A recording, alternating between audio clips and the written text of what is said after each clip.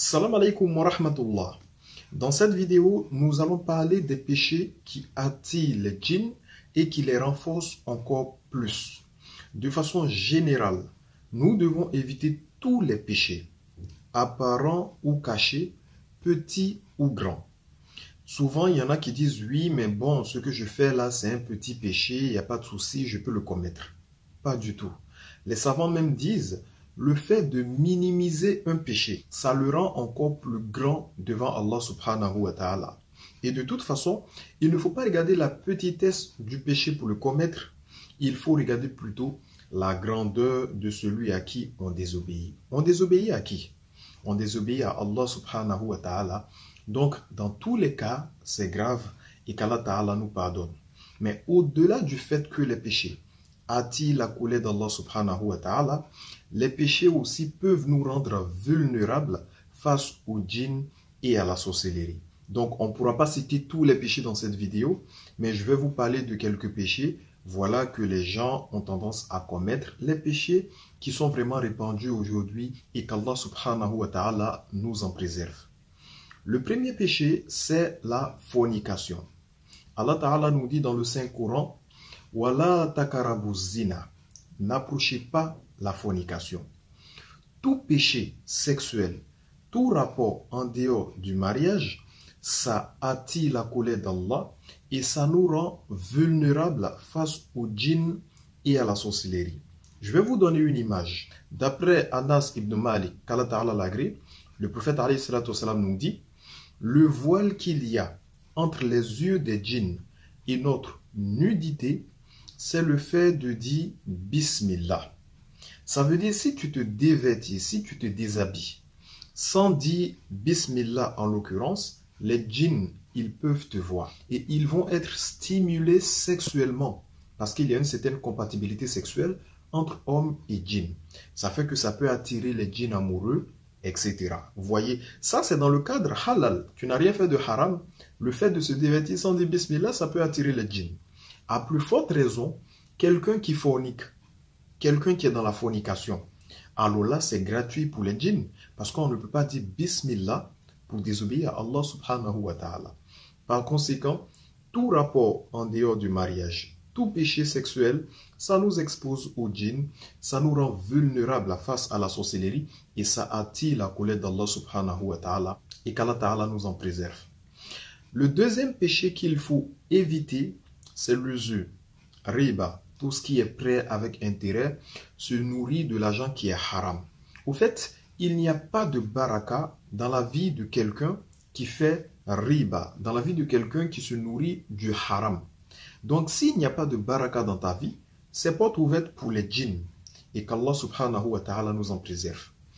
Le troisième péché qu'il faut éviter et le plus grand péché en islam, c'est le shirk, l'associationnisme. Et franchement, je vais prendre un peu de temps sur ce sujet parce que malheureusement, il y a beaucoup de personnes qui associent à Allah subhanahu wa ta'ala sans savoir. Il y en a qui le font dans l'ignorance, même si l'ignorance ce n'est pas une excuse auprès d'Allah. Et il y en a qui le font étant conscients, ce qui est encore plus grave. Beaucoup de personnes associées à Allah subhanahu wa ta'ala comme si c'est quelque chose de normal. Je vais insister beaucoup là-dessus. Pourquoi? Parce que ça va faire maintenant des années que je fais la ruqya. La majorité des personnes que j'ai reçues ont d'abord associé à Allah subhanahu wa ta'ala, comme si de rien n'était, avant de venir finalement faire la ruqya. Pourtant, Allah ta'ala nous dit dans le Saint-Coran, dans la sourate 4 au verset 48, « Certes, Allah ne pardonne pas qu'on lui donne quelque associé. À part cela, il pardonne à qui il veut.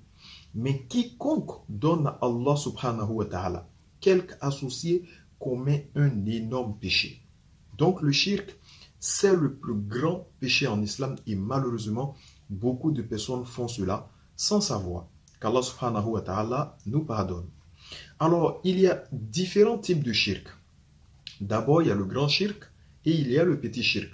Le grand shirk, ça annule carrément la foi. Au fait, quand tu associes, quand tu fais le grand shirk, tu n'es plus musulman. Si tu meurs sans un repentir sincère, c'est l'enfer pour l'éternité. Et le petit shirk, ça, quand tu le fais, ben, ça annule l'action en l'occurrence. Qu'Allah Ta'ala nous pardonne. Donc ce qui nous intéresse dans cette vidéo, c'est le grand shirk, l'associationnisme. Vous devez savoir que, en première position, le fait de pratiquer la sorcellerie, c'est du shirk. Allah Ta'ala nous dit dans le Saint-Coran, dans la sourate 2 au verset 102, ceux qui pratiquent la sorcellerie, ils n'auront aucune part dans l'au-delà. Ça veut dire, si tu meurs dans la pratique de la sorcellerie, c'est tout droit l'enfer. Et Allah Ta'ala nous dit dans la sourate 2 au verset 102 que celui qui pratique la sorcellerie, il a aliéné son âme au diable et il a perdu sa foi. Parce que la foi et la sorcellerie sont deux choses qui ne se collent pas du tout. Dès lors où tu te mets à pratiquer la sorcellerie, tu as vendu ton âme au diable et tu as perdu ta foi. C'est pour cela que le prophète alayhi salatu wassalam nous dit dans un hadith rapporté par Tabarani dans Al-Kabir 18 sur 162, le prophète alayhi salatu wassalam nous dit « Ne fais pas partie des nôtres celui qui pratique la sorcellerie ou celui pour qui on la pratique. » Donc celui qui pratique la sorcellerie et celui pour qui on la pratique, les deux ne font pas partie de la communauté du prophète alayhi salatu wassalam. Malheureusement, beaucoup de personnes font ça, vont solliciter l'aide des sorciers comme si c'est normal, comme si ce n'est pas un péché. Qu'Allah Ta'ala nous pardonne. Le deuxième péché, le deuxième type de shirk qui fait des ravages dans notre communauté, ça consiste à faire des sacrifices pour les djinns. Allah Ta'ala nous dit dans le Saint-Coran, dans la sourate 6, au verset 162, « Qul inna salati wa nusuki wa mahyaya wa mamati lillahi rabbil alamin » Dis ma prière, mes actes de dévotion, donc les sacrifices, ma vie, ma mort, ça appartient à Allah subhanahu wa ta'ala, Seigneur des mondes. Ce qui veut dire que le sacrifice, c'est une adoration. Mais est-ce que Allah subhanahu wa ta'ala nous a demandé de faire des sacrifices de moutons avec une couleur noire? Ou bien des sacrifices avec une poule de couleur rouge? Non, ça n'existe pas. Par exemple, la fête du mouton. Est-ce que pour la fête du mouton, il y a une loi en islam qui dit que le mouton doit être forcément de couleur blanc? Non, ça n'existe pas. Pourquoi? Parce que les couleurs dans les sacrifices n'ont aucune importance auprès d'Allah subhanahu wa ta'ala. Par contre, les couleurs dans les sacrifices ont une importance chez les djinns. C'est pour cela quand des gens vont solliciter l'aide des charlatans et que les charlatans exigent des sacrifices, eh bien, en l'occurrence, ils vont exiger ces sacrifices-là avec des couleurs bien précises. Par exemple, ils vont vous dire égorger un mouton de couleur noire ou bien une poule de couleur rouge. Ils peuvent même exiger que le sacrifice se fasse dans des situations bien précises ou bien avec des exigences bien précises. Par exemple, ils vont vous dire, si vous égorgez la bête, eh bien, elle ne doit pas être couchée en direction de la Kaaba, ou bien il ne faut pas dire Bismillah pendant l'immolation. Bref, ils auront des exigences qui n'ont rien à voir avec les enseignements du prophète alayhi salatu wassalam. Le fait d'enterrer les œufs, jeter les œufs dans les rivières, verser de la nourriture dans des carrefours, tout ça, ça fait partie des offrandes pour les djinns. Qu'Allah Ta'ala nous pardonne. Au fait, quand on fait des sacrifices, cela doit respecter les commandements de l'islam, ce que le prophète alayhi salatu wassalam nous a enseigné. Maintenant, si vous faites des sacrifices avec les exigences bien précises des djinns, vous êtes en train de les adorer. Vous voyez, donc avec les sacrifices, il faut faire très attention. Par exemple, si vous allez solliciter l'aide de quelqu'un et la personne vous demande de faire un sacrifice pour régler votre problème, posez-vous la question de savoir est-ce que ce que vous allez faire respecte les principes de l'islam. Le sacrifice, vous devez le faire avec l'intention d'adorer Allah subhanahu wa ta'ala et cela doit respecter les principes de l'islam. J'espère que j'ai été clair parce que nous avons reçu beaucoup de patients qui ont fait des sacrifices pour adorer les djinns. Eux-mêmes, ils ne savaient même pas. Qu'Allah Ta'ala nous pardonne. Donc faites très attention quand vous faites des sacrifices. En islam, on peut faire des sacrifices pour adorer Allah subhanahu wa ta'ala. C'est même une bonne chose. Mais cela doit respecter les enseignements de l'islam. Si vous faites des trucs qui n'ont rien à voir avec l'islam, eh bien, dans l'adoration, c'est une bid'a, c'est une innovation, et ça peut être du shirk, ce qui est encore plus grave. Qu'Allah Ta'ala nous pardonne. Au-delà des sacrifices, il y a le fait d'invoquer les djinns. Faites très attention aux invocations que vous faites. Nous avons déjà eu des personnes, au lieu d'invoquer Allah subhanahu wa ta'ala, ces personnes-là ont invoqué des créatures. En islam, on invoque Allah subhanahu wa ta'ala. C'est pour cela que Allah ta'ala nous dit dans la sourate 23 au verset 213, n'invoque pas avec Allah une autre divinité, car alors tu seras parmi ceux qui seront châtiés. Donc si vous invoquez les créatures, c'est du shirk, c'est de l'associationnisme. D'après Abdallah ibn Mas'ud, qu'Allah ta'ala l'agrée, le prophète sallam nous dit, celui qui meurt alors qu'il invoquait un égal en dehors d'Allah subhanahu wa ta'ala rentre dans le feu. Rapporté par Bukhari dans son Sahih numéro 4497. Donc si vous avez des invocations chez vous à la maison, si vous faites des dhikr, renseignez-vous si ces invocations-là que vous faites respectent aussi les principes de l'islam. Et surtout, méfiez-vous des paroles miracles. En islam, c'est ta piété qui va faire que, Inch'Allah, tes bénédictions seront acceptées. Parole miracle, ça n'existe pas. Si une personne vous dit que oui, tenez, ça c'est un dhikr, c'est secret, c'est un nom caché d'Allah, etc., méfiez-vous de ça. Parce que ça peut être du shirk. Et en islam, il est déconseillé de faire des invocations dont on n'a aucune connaissance. Si vous avez des invocations, vous ne connaissez pas la signification, c'est mieux de laisser. Qu'Allah Ta'ala nous pardonne. Au-delà des invocations, il y a le fait de porter des talismans gris-gris. Ça aussi, ça fait partie du shirk, de l'associationnisme. Selon Amir, qu'Allah Ta'ala l'agrée, le prophète alayhi salatu wassalam a dit, celui qui accroche une amulette a certes pratiqué l'association, a rapporté par Ahmad et authentifié par Sheikh al-Albani dans la Silsila Sahih numéro 492. Et d'après Abu al-Khair, Uqba ibn Amir, qu'Allah Ta'ala l'agrée, a dit, le fait d'accrocher un talisman sur un homme ou sur un enfant est de l'association à Allah subhanahu wa ta'ala. Vous voyez. Donc les talismans, les gris-gris, souvent il y en a qui disent que oui, il n'y a que des versets du Coran là-dedans, ce n'est pas du shirk, voilà mon talisman, c'est que des versets du Coran. Faites très attention mes frères. En islam, il faut réciter le Coran, il faut demander la protection à Allah subhanahu wa ta'ala. C'est Allah ta'ala qui est le protecteur. L'un des attributs d'Allah, c'est Al-Waliyu, le protecteur. Tu ne peux pas dire qu'un talisman va te protéger, ou bien un gris-gris va te protéger en dehors d'Allah. Non. Et le prophète, alayhi salatu wassalam, qu'est-ce qu'il nous a enseigné? Récite Ayatul Kursi, le verset du trône. Le soir, Allah ta'ala te protège jusqu'au matin. Ça, c'est ce qui nous a été enseigné par le prophète. Mais nulle part le prophète nous a dit, écris des versets du Coran sur une feuille, accroche ça sur toi et ça va te protéger. Nulle part le prophète sallam a dit ça. Le prophète lui-même, il récitait les sourates pour demander la protection auprès d'Allah. Donc on doit suivre sa sunna. Mais nulle part il est dit que si tu écris les versets du Coran sur une feuille et que tu accroches ça sur toi, nulle part cela va te protéger. Vous voyez. Même Allah Ta'ala nous dit dans la sourate 17 au verset 82. Nous faisons descendre du Coran ce qui est une guérison et une miséricorde pour les croyants. Donc c'est quand on récite le Coran que Allah subhanahu wa ta'ala fait descendre la guérison, Allah fait descendre la baraka.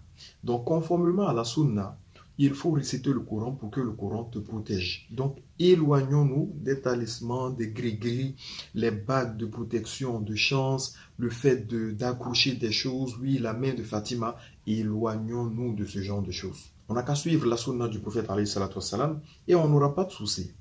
Maintenant, au-delà aussi des amulettes, il y a le fait de pratiquer la voyance. Dans l'authentique de Muslim, hadith numéro 2230, le prophète sallam nous dit, celui qui rend visite à un devin et lui demande quoi que ce soit, ses prières s'étendant sur 40 jours et nuits ne seront pas acceptées par Allah subhanahu wa ta'ala.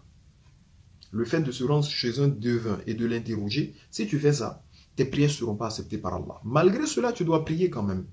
Et le prophète sallam nous dit dans un autre hadith, quiconque se rend auprès d'un devin et croit à ses prédictions a mécru à ce qui a été révélé au prophète Mohammed alayhi salatu wassalam. Rapporté par Tirmidhi, numéro 135. Vous voyez, donc la voyance aussi, celui qui pratique la voyance, tout ce qui est horoscope, consulter les devins et tout ça, ça fait partie du shirk. Et malheureusement, beaucoup de personnes font ça sans savoir. Il y en a qui ont des talismans, il y en a qui font des sacrifices pour les djinns, il y en a qui consultent les voyants, il y en a qui ont des objets de protection ou de chance, sans savoir que c'est du shirk. Je vous assure, la majorité des personnes que je reçois ont déjà commis l'un de ces trucs que je viens de citer. Il y en a qui le font dans l'ignorance, comme je l'ai dit tantôt, qui ne savent pas, même si l'ignorance n'est pas une excuse. Et il y en a qui sont bien conscients que c'est un grand péché en islam, mais qui le font quand même, et une fois de plus, c'est encore pire. Qu'Allah Ta'ala nous pardonne. Au fait, moi, ce qui me fait mal, c'est que les gens minimisent ce péché. Les gens n'ont pas conscience de la gravité de ce péché. C'est un péché que Allah Ta'ala ne pardonne pas si tu meurs dans ça. Allah Ta'ala nous dit dans la sourate 4 au verset 48, Allah ne pardonne pas qu'on lui donne quelque associé. À part cela, il pardonne à qui il veut. Mais quiconque associe à Allah commet un énorme péché. C'est le plus grand péché en islam, le shirk. Et Allah Ta'ala nous dit dans la sourate 98 au verset 6, Innal ladhina kafaru min ahli al-kitabi wal mushrikin fi nari jahannam khalidina fiha ulaika hum sharrul bariyah. Ceux qui ont mécru parmi les gens du livre, ainsi que les mouchirikines, les associateurs, ils iront tout droit en enfer, là où ils demeureront pour l'éternité. Donc ceux qui associent à Allah et qui meurent dans cette pratique, c'est tout droit à l'enfer. Et qu'Allah Ta'ala nous pardonne. Maintenant, justement, si tu commets le shirk, l'associationnisme, comment tu peux te faire pardonner de ce péché? Parce que quand tu associes à Allah, tes prières sont nulles, ton jeûne est nul, ton pèlerinage est nul tant que tu ne te repens pas sincèrement. Et justement, le repentir sincère en l'occurrence, ça passe par 3 conditions. Premièrement, tu arrêtes le péché. Si tu as des talismans gris-gris, débarrasse-toi de ça. Si tu as l'habitude de faire des sacrifices pour les djinns, arrête. Fornication, usure, tout ça, il faut arrêter. Premièrement, tu arrêtes. Si tu ne sais pas comment se débarrasser des talismans gris-gris, j'ai fait une vidéo où j'explique ça. Mais si tu ne sais pas ou bien tu as du mal, rentre en contact avec nous. On va s'en occuper, Inch'Allah. Mais premièrement, arrête le péché. C'est très important. Deuxièmement, regrette sincèrement de l'avoir commis. Bien sûr, parce que on a pris l'engagement d'adorer qu'Allah subhanahu wa ta'ala. La ilaha illallah, Muhammadur Rasulullah, sallallahu alayhi wa sallam, c'est un engagement. Et en associant à Allah subhanahu wa ta'ala, on trahit l'engagement qu'on a pris avec Allah. Donc on doit regretter cela. Troisièmement, on prend la ferme résolution de ne plus recommencer, de ne plus associer à Allah, de ne plus porter des talismans gris-gris, de ne plus porter des objets de protection chance, fornication, usure et tout ça. Et Inch'Allah, si on respecte ces 3 conditions, notre péché sera pardonné. Sachez que Shaitan a juré. Shaitan a dit, Ya Allah, je jure par ta puissance, je ne cesserai d'égarer tes serviteurs tant qu'ils seront en vie. Et Allah Ta'ala a dit, je jure par ma puissance, je ne cesserai de leur pardonner tant qu'ils me demanderont pardon. Tant que vous êtes encore en vie et que vous demandez pardon, Allah Ta'ala pardonne tous les péchés. Mais si on meurt dans le shirk, les mouchirikin finnari jahannam, qu'Allah Ta'ala nous préserve et qu'Allah Ta'ala nous pardonne. Subhanaka Allahumma wa bihamdik, nashahadu an la ilaha illa anta, nastaghfiruka wa natubu ilayk. Salam alaykum wa rahmatullahi wa barakatuh.